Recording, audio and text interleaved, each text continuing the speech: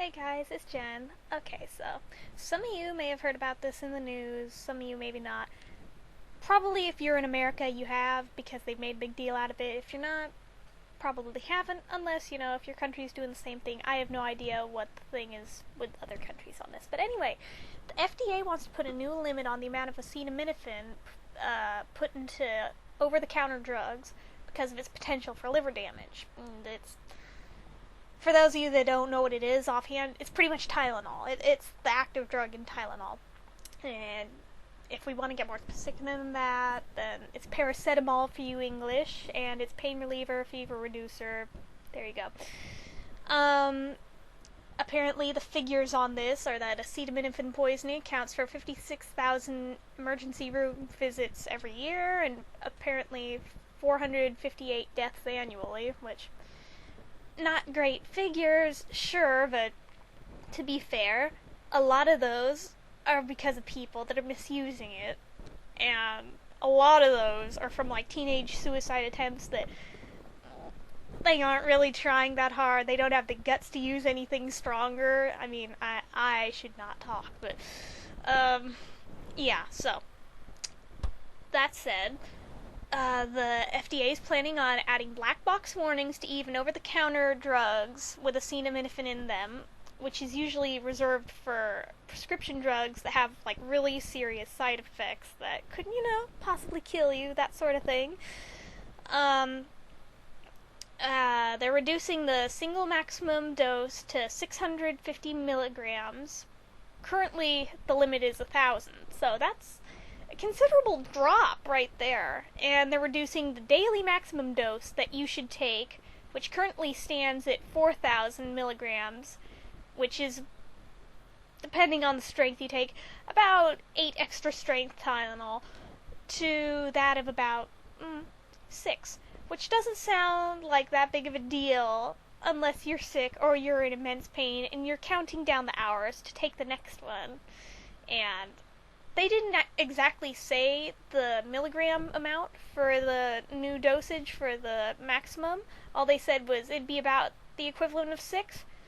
I'm not so good at math, so somehow when I did this I divided 4,000 by 6 and came out with, 666. I'm thinking, oh my god, the government's run by Satan! And then I realized, oh wait, no, that's not how I get that number. And then I realized, no, it should be about 500, so ignore me. I'm bad at math. This is why I didn't go to college. But anyway, so obviously they advise not to use it all if you drink because, liver damage and all. Never stopped me any, but... anyway, that's my phone. They're eliminating cough and cold over-the-counter combination drugs like Tylenol PM, which, pretty much any idiot can figure out that if you take a Tylenol and a Benadryl, it's the same thing, but whatever. I really shouldn't know as much as I do about this, but... And then, okay, this is the part that causes a problem. At least in my book it does anyway, but I know a lot of people that are going to be affected by it. They're going to take things like Vicodin and Percocet off the market entirely. Yeah, you can see why this is a big deal now, right? Because a lot of you probably didn't realize that it has acetaminophen in it. To be honest, I didn't realize they did either, but they do. And any prescription drug that's got that has acetaminophen in it, you can find out right now if any of yours do. There's a little thing on the label. The code for acetamin is AP. So if you see that on your bottle, it's got that in it, and you probably won't be able to get that anymore pretty soon if this bill goes through. What else was I going to say? Oh, I remember. So, sorry, I'm all flighty today. I only had a few hours of sleep. Anyway, they're claiming not to just switch to aspirin or ibuprofen because the side effects of those would be even more dangerous.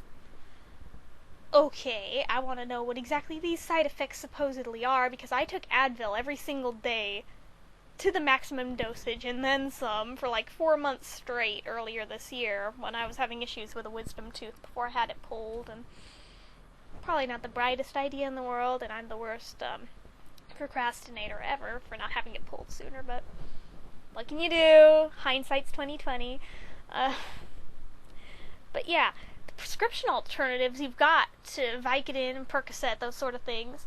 You've pretty much got like Ultram, which doesn't do shit. You've got Lyrica, they'll leave. Doesn't do anything either. Oxycodone, which is like impossible to get a prescription for these days, and if you get it on the street, it's skyrocketed prices for that. And you also don't know what's in it for sure if you do it that way, but yeah, it's like an all-around bad thing. I don't know, but whatever happened to, the government advising us on these things, but leaving the decision up to us? Yeah, we know it's bad. We know there's potential liver damage. We choose to take it anyway. I mean, there's some of us, myself included, that have no problem whatsoever and aren't above cutting up pills and readjusting the dosage that way. People are still going to do that, even if they do go through with lowering the dosage in Tylenol, and God only knows what else that they've got on this list of crap they're lowering and taking off the shelves and stuff, but there's always a way around it, so I don't know what they're really trying to prove here, and I'm thinking there's a lot of idiots that are going to figure, oh, well, they lowered the dosage, so let's take 4 of them, or let's take 5 of them, or 5 times as many. Hell, why not? It's not as much, won't be as dangerous, and I think they're going to see an increase, if anything, in emergency room visits of liver damage and whatnot, liver failure, all the other things they listed off on the news, than they are right now. Just because. I get what they're trying to do, and it's not an entirely bad idea. I just think they're going about it all wrong. And there's a petition floating around to try and at least stop them from removing Vicodin and Percocet from the shelves, because, for some of us, it's the only thing that works. So, yeah. I can link anybody to the petition if you want to sign it. If not, that's cool. But I figured I would alert this to everybody's attention in case somehow you've been living under a rock and didn't hear about it. Now you have.